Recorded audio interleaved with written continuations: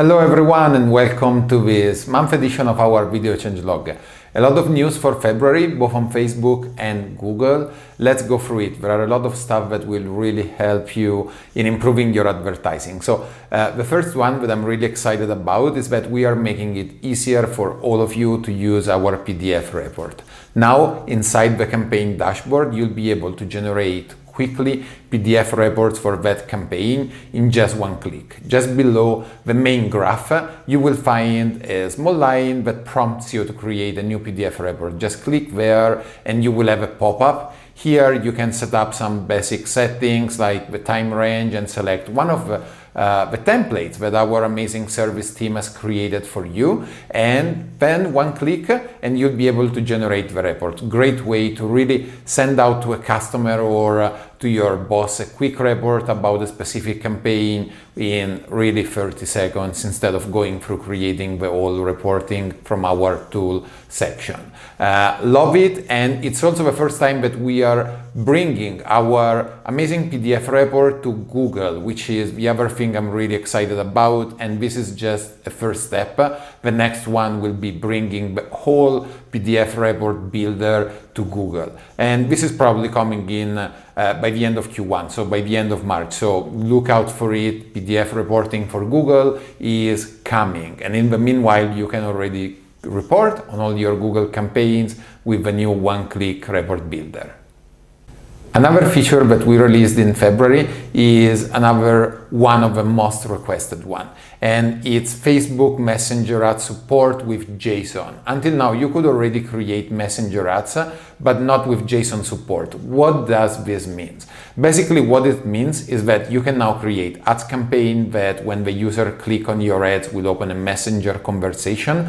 But if you're using tools like ManyChats and all the others that are out there, you can now use them to generate a JSON export of how you want your bot to behave, the answers that you want the messenger to give to your users, and just copy or upload that JSON settings for the bot directly into AdEspresso. This way, when the user click your ad, you will have everything fully configured to have a nice conversation flow that is fully automated with the users. Really excited, and I know a lot of you were really looking forward to this. We had a lot of requests inside the group, which, by the way, I know some of you are not part of our Facebook group. Please go on Facebook and join immediately, because all the good conversations are happening there, and it's totally free for our customers. It's called AdEspresso University. You'll just have to insert your sign up email and you'll be accepted within 24 hours. Next, we have some exciting Google updates. The first one is on Google Campaigns bidding. When creating Google Ads campaigns within AdEspresso, we now support basically all the bidding options that Facebook has. Just go in the first part of the campaign setup, just open bidding, and you will find support for everything. ROAS, outrank your competitors, target a specific position in the placement of the ads, share of outranking, etc. Everything is there, and basically all the bidding options now support both standard bidding but also portfolio options. So if you have already created portfolio with specific settings for your bidding, you can now load them or create them for all of the new bidding option. This is a big step forward for full compatibility with Google, supporting everything that they support. Really excited. We have a lot of news that are coming out in March as well. The other small change that we made to Google, but still very useful, is on the all campaigns part. So when you click on your campaigns and you select that you want to see your Google campaigns, we now support date ranges. So you can now select if you want to see in the table the data for the last 30 days, last week, previous month, whatever, and all the data will be filtered and you will only see statistics related to that period of time. Another one of my favorite feature, our collaboration app, which is just amazing for agencies to collaborate with their customers.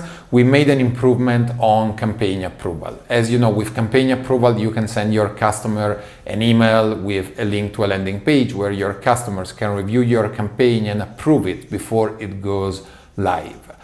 Great way to save you a lot of headaches with customer complaining that something was wrong, that they didn't properly review it. This way you always have track that the campaign approve a budget, approve the creative, the targeting, and you are not risking them not paying you because something was not as they expected. So one of the request that we received on the collaboration hub on the campaign approval was that we were only showing static screenshot of the ad. We improved this. Now, your customer, when reviewing your campaign, they can click on the screenshot of the ad and actually see a live preview from Facebook of how the ad looks like. This is very useful, especially for carousel ads, video ads, where there is a bit more interaction with the user. So kudos to all the team for making these changes. And we also have a final set of smaller updates, but actually very requested and very useful. So as you know, in the last month, we released the import of saved audiences. All the saved audiences you have in Facebook are now imported in our Asset Manager, which you can find under Tools, Asset Manager. And you can now use all the saved audiences from Facebook directly inside our campaign creation flow.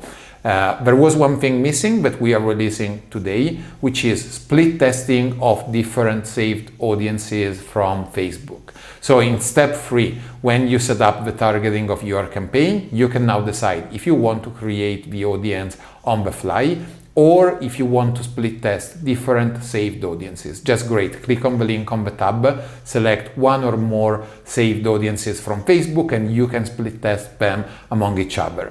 Super useful. You get great reporting that will tell you which audience works better. You'll be able to disable the audiences that are underperforming. So it's a great tool from split testing, and from my point of view, it's much better to split test completely different audiences rather than like fine-tuning on, okay, I just want to split test people 13 to 15 versus 15 to 18, which always bring to small improvements, while split testing totally different audiences can lead you to much bigger improvements.